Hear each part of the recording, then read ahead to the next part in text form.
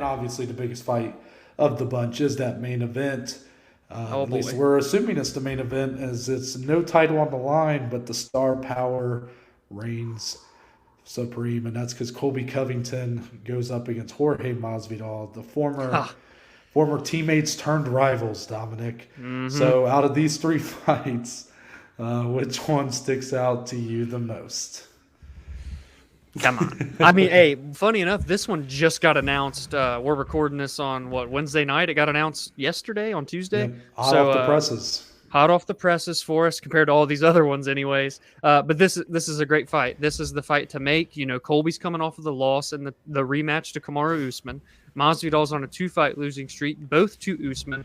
Former teammates, former friends, former roommates. No, these gentlemen lived in the same place. You and I have been roommates for years. We get that bond.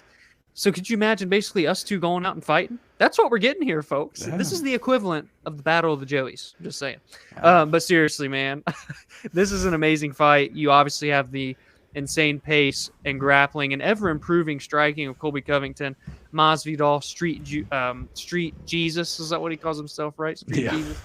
Baptizing people. He's got the power. I think he's going to really come into this fight with a different hunger that we haven't seen from him in a while, looking to right the ship. He's on that tail end of his career. He knows if he wants to get back to a title fight, you got to make a statement here against Colby Covington. This is a massive fight, one of the biggest fights that's been booked so far for 2022. This fight has to answer any and all questions that are or have been had over the last few months, as far as maybe it was Jorge's star power dwindling a little bit. Yeah. I don't think so. I mean, No. yes, Colby Covington, I think, has proven that he's, there's something to his shtick. There's some value to it, I think, especially if you get him in the right matchup. I think him and Usman did pretty good business together. And, you get this matchup, there's the stories already put into place, like you said, roommates turn Yeah. rivals, the teammates turn rivals. And as far as the matchup itself goes, I think most people assume that Colby Covington's just going to steamroll Jorge Masvidal. And Mm-hmm. I don't really understand where this kind of notion came in that Jorge Masvidal is like not actually good. Right. I mean, Right. I understand that his explosion into the mainstream, into the star he is now, came with wins over guys like Ben Askren and, well, I guess Darren Till and And then Nate Nate. Diaz. Yeah. And, maybe those wins haven't aged the best, I guess.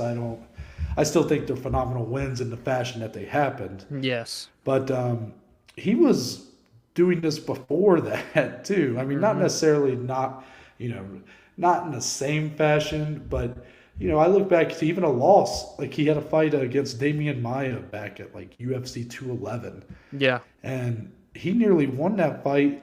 And Damian Maia like had his back at multiple points for extended periods, and he fought off every submission attempt. I mean, who does that to a guy like Damian Maia? So No one. I will say Colby Covington is a tough matchup. You saw Usman and Colby they're not the same type of fighter, but both wrestling heavy, at least Mm-hmm. in their, I guess, Usman's kind of become more well-rounded, but Colby definitely going to lean on that wrestling and also the pace that he puts on. But Masvidal's always been great with his conditioning. That won't be a problem. But if he can stay off his back, man, I mean, the striking matchup's interesting because It is.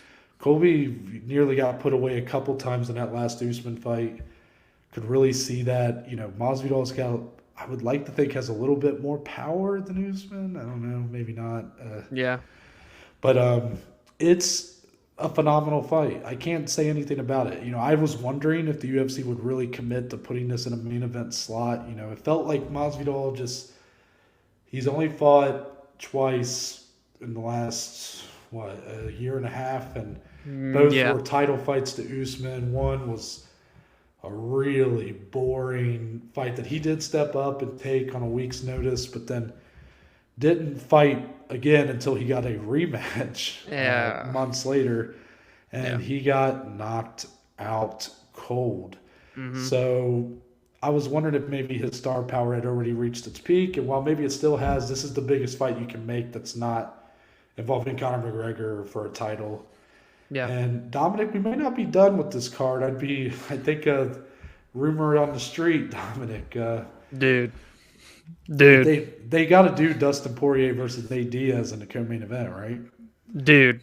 Do you know how badass that would be? Because they would make it 5 rounds as a co-main event, obviously. But like to have 2 huge non-title fights like that fans are salivating at the mouth to see, that is a very, very smart business move. A miss, in my opinion, if the UFC does not capitalize on that main event, co-main event combination.